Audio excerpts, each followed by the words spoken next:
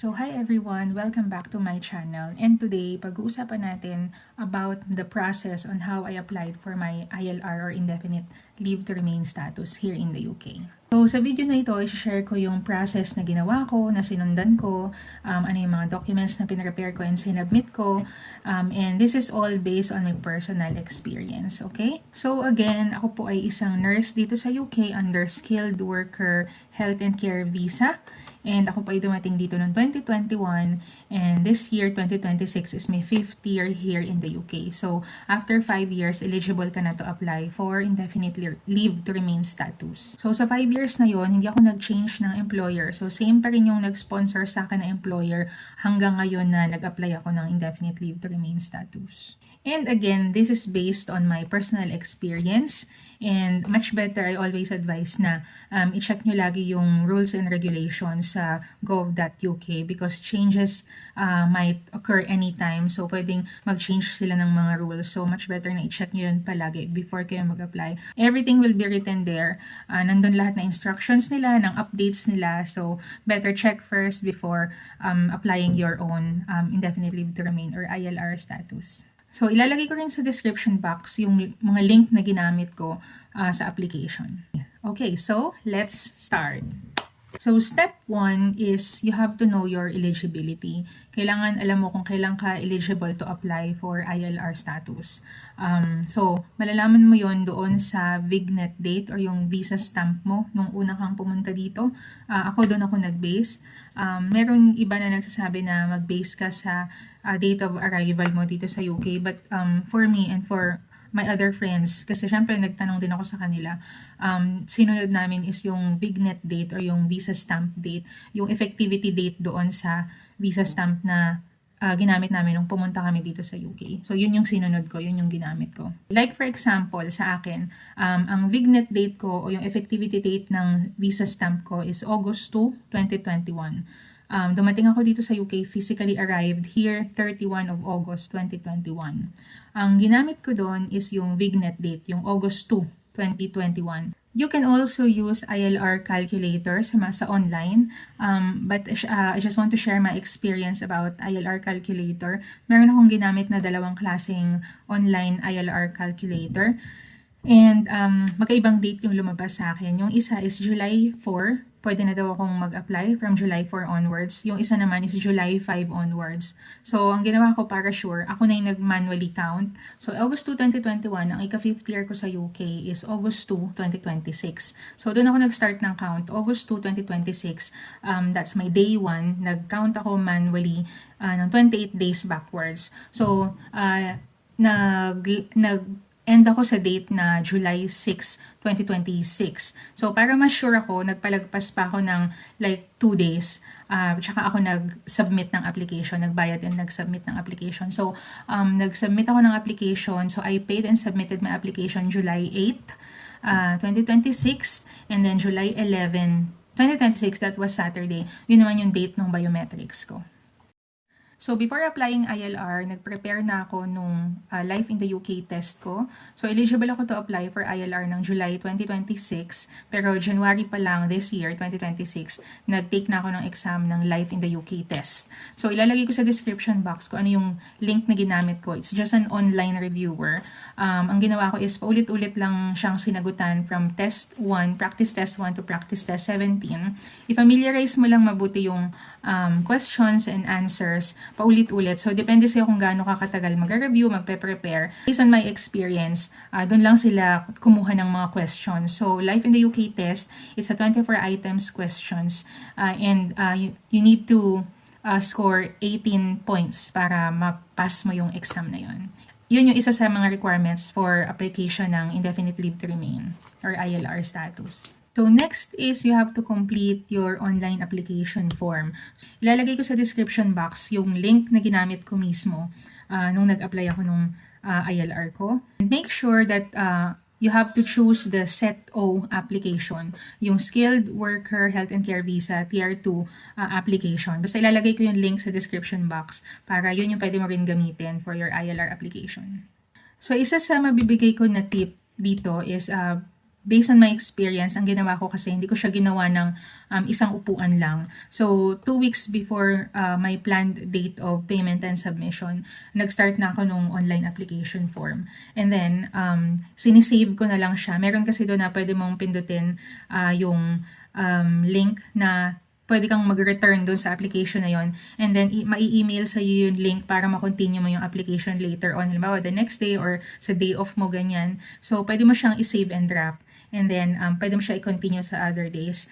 So, the good thing there is pwede mo siyang mabalikan hanggat hindi pa finalize and na-submit yung application mo, hindi ka pa nagbayad. Pwede mo siyang mabalikan para ma-edit mo, ma-double check mo yung mga informations na nilagay mo doon. So, after completing the application form, meron doon sa last part na declaration page. Yung declaration page mo yun, ititik mo siya, parang yun yung pinaka last part ng application mo bago ka magbabayad. So, bago mo i-finalize yung declaration page, make sure na na-double check mo na lahat. Kasi once na-click mo na yung declaration button, hindi mo na siya mai-edit. Kahit mag-back ka pa, hindi mo na siya mai-edit kasi nag-declare ka na. Kumbaga, na-finish mo na yung part ng declaration page na yon. And then, after ng declaration, pupunta ka na sa payment. So, after payment, that's it. Tapos na yung online application mo. So, after payment, mariredirect ka sa TLS contact website. So, yun yung UKVCAS website. So, doon ka magbubook ng biometrics and doon ka rin mag-upload ng evidences or yung documents na gagamitin mo for ILR application. So, nag-prepare ako dito ng mga naalala kong question na medyo nalito ako sa mga part na yon, or talagang kinonfirm ko muna mabuti kung ano ba yung tamang sagot doon, kung yes or no ba, kung ano ba yung ititik, ganyan. So I've prepared here some of the questions na lumabas sa application ko. So, meron dong migrant category. So, sa option nun, marami siyang option na sa migrant category, and you have to choose the skilled worker. So, skilled worker yung pipiliin mo doon. And then, may tanong din doon about the visa, kung included ba yung job natin sa health and care worker visa. So, I take yes, kasi kung nurse ka, na pumunta dito, sponsored by your trust or your employer, hospital, so, health and care worker visa tayo. So, skilled worker, and then health and care visa. Ititik mo yung yes doon, okay?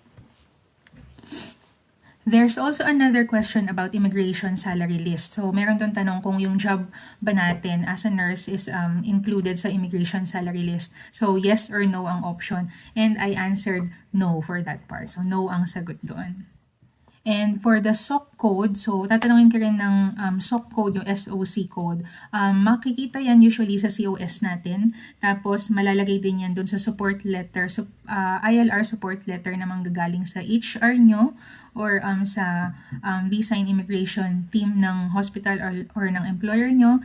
And dun din sa support letter from your manager, nakalagay din doon yung SOC code. So, sa COS ko, nakalagay 2237. So, pwedeng pareho tayo or pwedeng hindi. So, depende kung ano yung nakalagay sa inyo na SOC code. Okay? Okay, so isa pang na-confuse ako na part dito, doon sa personal details. So, unang tanong doon is yung name. Sabi, given names and surname or family name ang nakalagay. So, doon sa given names, nilagay kasi I have two names eh. So, nilagay ko yung pangalan ko doon, and then yung middle name ko, nilagay ko din doon sa box ng given name. And then doon sa family name, doon ka na talaga nilagay yung apelyido ko na ginagamit ngayon as married na. And then, meron din dong questions na kung kilala ka ba sa other names.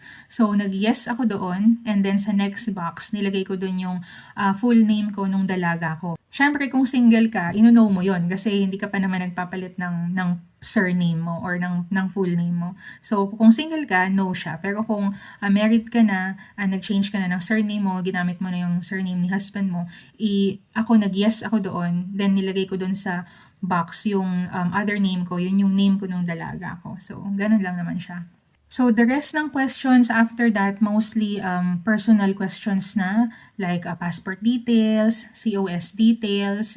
Sa COS details, tinanong nila doon yung certificate number. So, double check nyo lang mabuti kasi baka malito kayo doon sa certificate number and sponsorship license number. So, dapat yung certificate number ang mailagay nyo doon sa COS details na yun. So, double check nyo lang. And then, in-include ko din yung BRP kasi tinatanong nila if you have BRP. So, included yung BRP kung na-expire siya in less than 24 months. And yung sa akin kasi na-expire ng December 2024. So, pasok siya doon sa less than 24 months.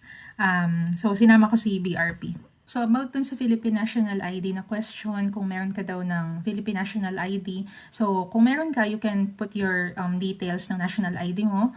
Or kung wala naman, just check or tick no. So, sa akin, kinlik ko lang yung no kasi wala naman akong Philippine National ID.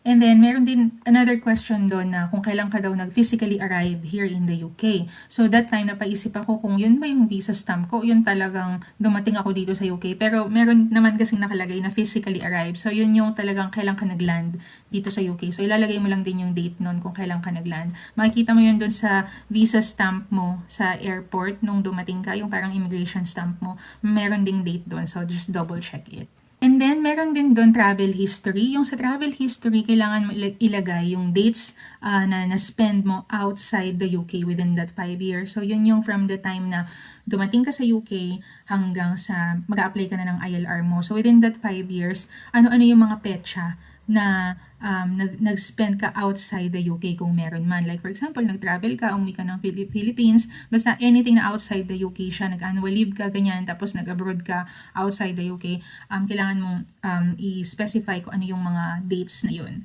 And also, sa letter from your unit manager, ilalagay din ng manager mo yun doon sa letter na yun, kung ano-ano yung mga authorized leave mo na na-spend mo outside the UK.